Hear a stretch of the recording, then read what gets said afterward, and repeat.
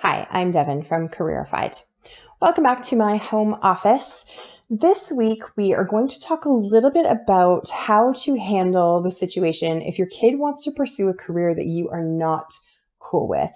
We're just about to start a new school year, and if your child or children are heading into their final year of high school, they might be starting to talk a little bit more about their plans, and you might be getting alarmed. So rather than facing weeks of arguments, I was hoping to provide you with some more tips and insights and thoughts that might be a little bit more constructive. Now, I'm starting with a thought that's a little bit heavy, so just bear with me here. Some years ago, a woman by the name of Bronnie Ware published a book on the top 5 regrets of the dying. Now, who is Bronnie Ware?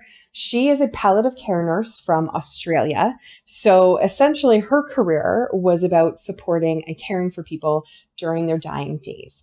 And over the years, she continually heard her patients express the same regrets again and again and again.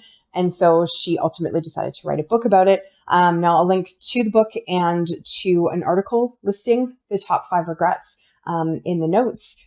But the number one regret that people have on their deathbed is that they spent their lives living by other people's expectations instead of having the courage to live life true to themselves. And it's maybe not a surprise that a lot of people do die with unfulfilled dreams and ambitions. Sort of makes sense, right? You don't necessarily know when it's coming. But what she was talking about specifically was the idea that it wasn't just that they had dreams they hadn't fulfilled. They hadn't even attempted those dreams. And so that was what was causing them the anguish and the regret. I want you to take a moment to think about this as a parent, especially if your child or your children are talking about careers that you don't think are particularly appropriate. Over the years, for me, I know I have spoken to countless students who really struggled with balancing, their own wants and needs with the expectations of their families. And it certainly seems like every year the story comes up in the news of a student dying by suicide because they're struggling under the weight of a workload for a program they didn't want to take, and they don't know how to tell their families that it's not for them.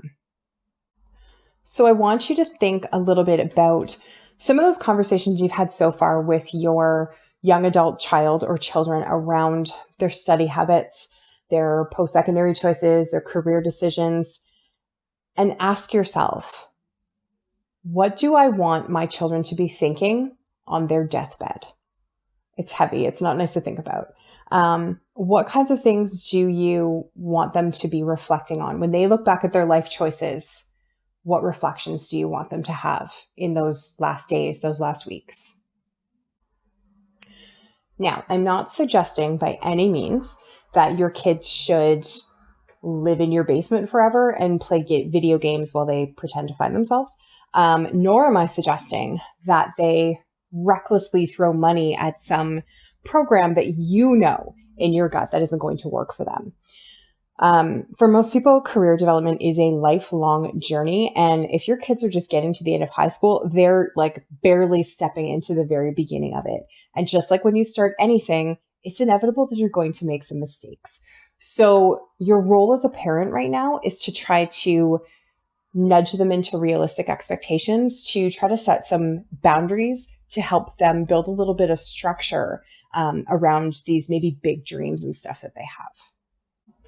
So I would suggest you really want to get them down to more concrete terms, right? So ask them things about, okay, let's say it takes a while to get started. How are you going to pay the bills? I'm not going to let you live here for free. How are you going to pay the bills? If for some reason it isn't working the way you expected it to, how do you think you might pivot? How do you think you might be able to change things?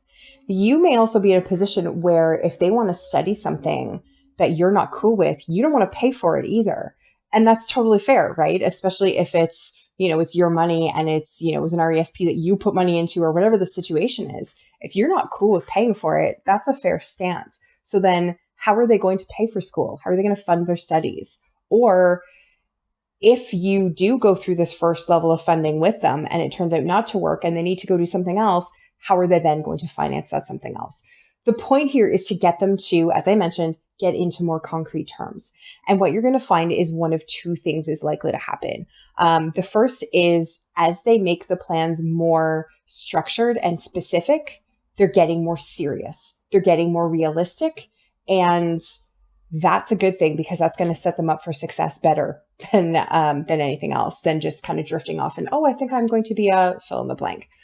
The other thing that might happen is they go totally in the opposite direction, right? They might look at that goal or that dream and go, that's actually a lot further than I was expecting to reach. I don't know if I want to do that, in which case they may change their minds totally.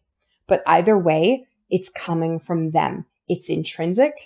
And later on in their lives, when they reach those points of maybe it's a milestone birthday or maybe it is their deathbed, they're going, yeah, I considered that and I didn't really, I didn't really take it seriously. And then it's their own decision-making process. So that is my tip for this week.